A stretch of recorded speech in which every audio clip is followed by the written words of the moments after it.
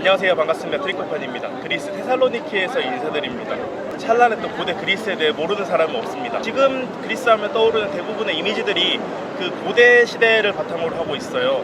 아크로폴리스, 파르테논 신장 같은 랜드마크, 그리고 이런저런 그리스 신화 역시 고대에서 나왔고, 여러가지 철학자, 수학자, 이런저런 학자, 죄다 고대 시대고, 또 올림픽도 연대를 따지고 올라보면은 그 고대의 체전을, 올림피아를 바탕으로 하고 있습니다. 그걸 제외하고 메이저한 거를 생각해보면은 휴양지에 가까운 산토리니나 미코노스나 섬들, 고대 이후로 그리스는 정말 세계사에서 존재감이 없어져요. 로마가 떠오르고 중세시대가 펼쳐지고 다시 절대 왕정이 등장하고 대항해 시대가 열리고 미국이 등장하고 세계대전이 일어나는 동안 그리스는 세계사에서 존재감이 영 없습니다. 그러다가 다시 우리가 그리스에 대해 이름을 많이 들어보는 거는 2004년 아테네 올림픽, 이거는 좋았어요.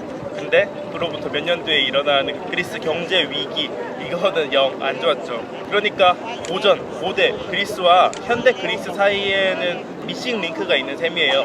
물론 그리스 땅에서 는 사람들이 계속 살아가고 있었지만은 이 땅에서 사람들이 뭘 하고 살았나에 대해서는 현대 사람들, 우리나라 사람들 머릿속에 잘 없습니다.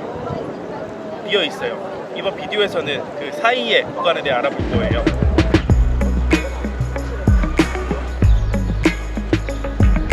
자, 그러면은 그리스가 가장 잘 나갔던 시절인 고전 시절이 정확하게 언제쯤인지 알아야 그 뒤에 연도가 어느 정도 감이 오겠죠.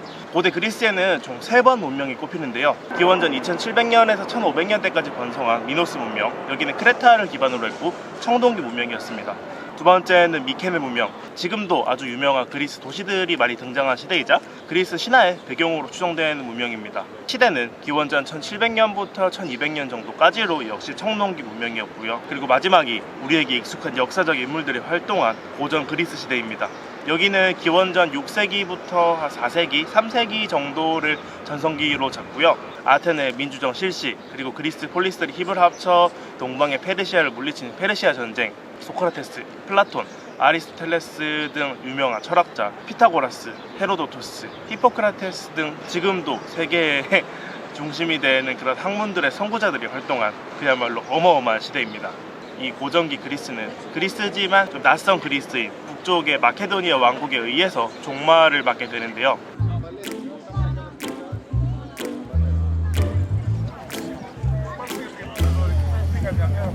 이 고전기 그리스 이후에는 북쪽에 마케도니아가 주동한 헬레니즘 시대가 열립니다.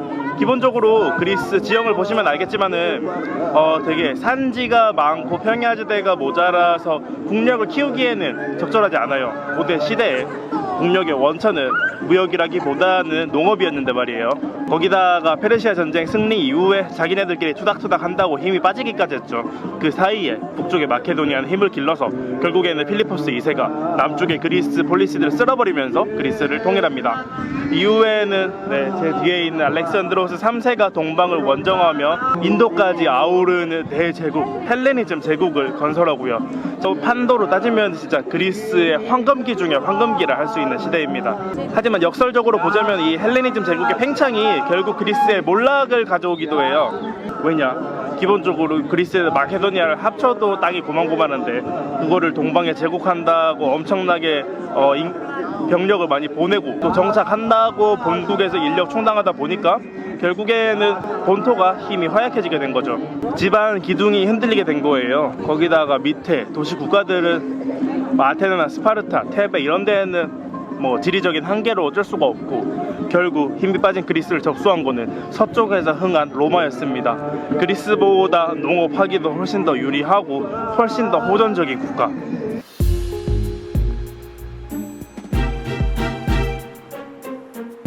로마는 그리스에서 멈추지 않았습니다. 뒤이어서 이집트, 아나톨리아, 레반트를 정복하며 중해를 아우르는 패자가 되었고 그리스는 오랫동안 로마 제국의 일부로 살게 되죠. 그게 언제까지냐 하면은 동로마 제국이 멸망하는 거의 한 1500년 가까이 되는 기간 동안요. 엄청나게 길어요. 하지만은 그리스 문화가 아예 사라진 건 아닌 게 당시 로마 제국이 지중해 세계를 정복했음에도 불구하고 로마 제국 속에서 그리스 문화는 아주 잘 나가는 것이었거든요. 로마로도 많은 그리스인 가정교사가 건너가서 로마 귀족 자제들을 교육하고 또 제국 동방에는 그리스어가 또 엄청나게 널리 쓰이고 공용어처럼, 그리고 아테네는 여전히 제국의 학문의 중심지였죠. 또 로마 제국은 서기 400년쯤에 서로마, 동로마로 나눠지게 되는데 그리스는 이때 동로마 제국으로 넘어갔고요. 동로마 제국은 거기서도 거의 1000년을 더 갑니다. 그 와중에 흥함과 망함을, 성쇠를 거듭하면서 약간씩 쇠락해 나가는데, 동로마 제국이 이집트를 잃고 근동을 잃고 아나톨리아를 잃고 발칸반도를 잃을 동안에도 거의 끝까지 지켜낸 영토가 바로 그리스예요.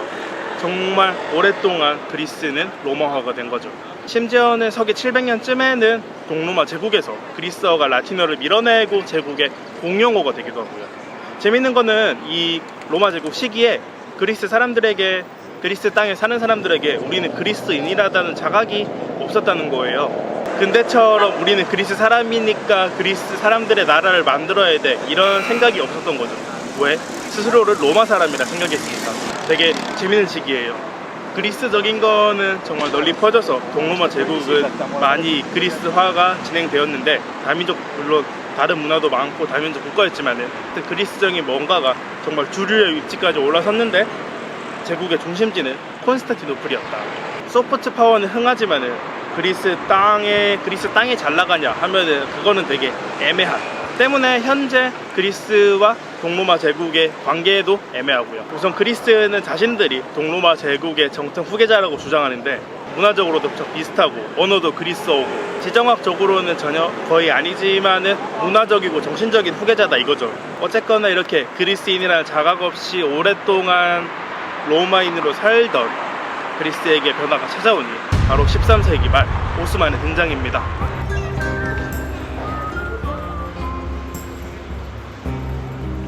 1200년대 말에 터키 아나톨리아 지방에서 건국한 오스만은 세력을 금방 키우더니 발칸반도를 정복하고, 급기에는 1453년 콘스탄티노플을 함락하면서 동로마 제국을 멸망시키기에 이르릅니다. 그리고 동로마 제국의 영토였던 그리스는 그대로 오스만 제국의 치하로 들어가고요.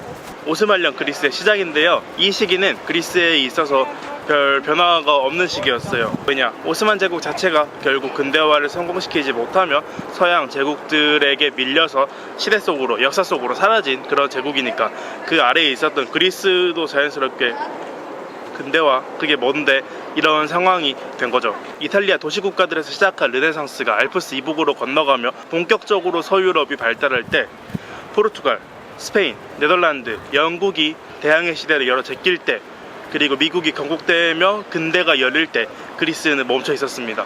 원래 그쪽 동네랑은 비교도 할 수 없을 정도로 문화적으로, 사회적으로 발전돼 있었던 동네인데 그 갭이 이제 메워지게 된 거예요. 그리스의 우위가 없어지는 시대였습니다. 그리스는 정체되어 있었으니까 이 오스만령 그리스는 퇴보의 시기라고 해도 말이 되겠죠.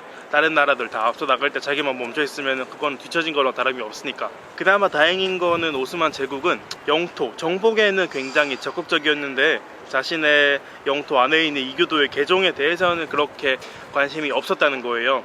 너 종교? 너네 믿고 싶은 거 믿어. 대신 너네 이교도니까 세금을 많이 내야 될 거야. 이런 시스템이었으니까. 때문에 거의 오스만령 그리스는 300년간 지속되는데, 그 와중에도 그리스는 자신들의 정교를 지킬 수 있었습니다. 변화는 18세기 1700년대 중말에 되어서야 찾아옵니다. 저 트립 콤파니와 발칸반도 여행을 함께 하셨던 분들이라면은 서유럽에서 시작된 근대 민족주의를 다들 기억하실 텐데요. 그게 그리스에도 찾아온 거예요. 지중해를 넘나들며 불을 쌓은 그리스 상인들을 중심으로 그리스인들 사이에 우리는 그리스인이라는 자각 정신이 싹텄고, 결국에는 1800년대 초 그리스 독립전쟁을 통해 그리스는 오스만에게서 독립했습니다. 여기서 이제 다시 그리스의 뿌리로 주목받던 시대가 바로 고전 그리스 시대였어요. 로마 제국은 멸망한 지 한참 됐고 몇백 년 됐고, 그럼 도대체 우리는 누구냐? 우리의 뿌리는 뭐냐? 했을 때 튀어나온 게 고전 그리스 시대였던 거죠. 찬란했던 황금기, 거기에 다른 서양 국가들이 역시 우리 서양은 고전 그리스가 특별했기 때문에 지금도 잘 나가는 거야, 이런 올려치기 분위기도 있었고, 우리는 이 찬란했던 황금기 그리스의 후계구나. 즉 다른 유럽 지역에 비해서 발전을 못하고 멈춰 있었지만 로마인이라는 정체성을 버리고 그리스인이라는 정체성을 찾았던 시기가 바로 300 몇십 년 정도 지속된 오스만령 그리스의 결과였습니다.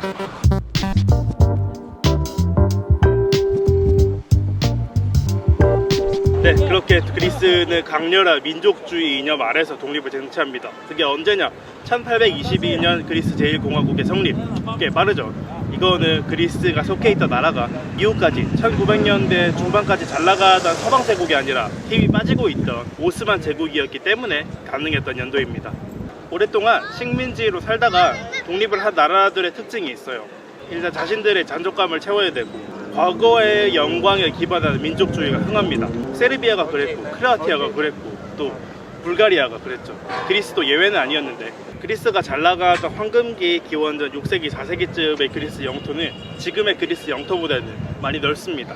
그리스가 독립했던 당시의 영토보다는 훨씬 더요. 그리스가 독립했을 때 영토는 진짜 작았거든요. 펠로폰네소스 반도, 그리고 이타카 쪽, 되게 아테네 근처, 그리고 일부 그쪽 근처들, 제가 있는 테살로니키는 여전히 그리스 땅이 아니었고, 근데 반면 과거에는 터키 서쪽의 이오니아까지 그리스 땅이었죠. 때문에 그리스 민족주의자들은 메갈리 이데아라는 위대한 이상 아래에서 터키 서부 이오니아, 테살리아, 마케도니아, 트라키아, 그리고 멀리는 아나톨리아까지, 그러니까 터키 땅까지 자신들이 먹어야 된다고 생각을 했는데요. 100년 동안 이래저래 전쟁과 로비를 하면서 그리스는 영토를 꽤 많이 넓혔어요. 웬만한 터키 지역까지 영토를 넓혔는데 욕심이 과했습니다. 터키 땅을 다 먹어보겠다고 전쟁을 하다가 터키한테 결국 패하고, 일단 아시아 땅은 다 반납을 했고 이스탄불 서쪽에 있는 동트라키아까지 터키에 내주게 됐거든요. 때문에 현재 그리스의 영토는 독립했을 당시보다는 엄청나게 늘어났지만은 과거 그리스가 잘 나갔던 시절에는 미치지 못한 형태로 지금의 모습을 하게 되었습니다.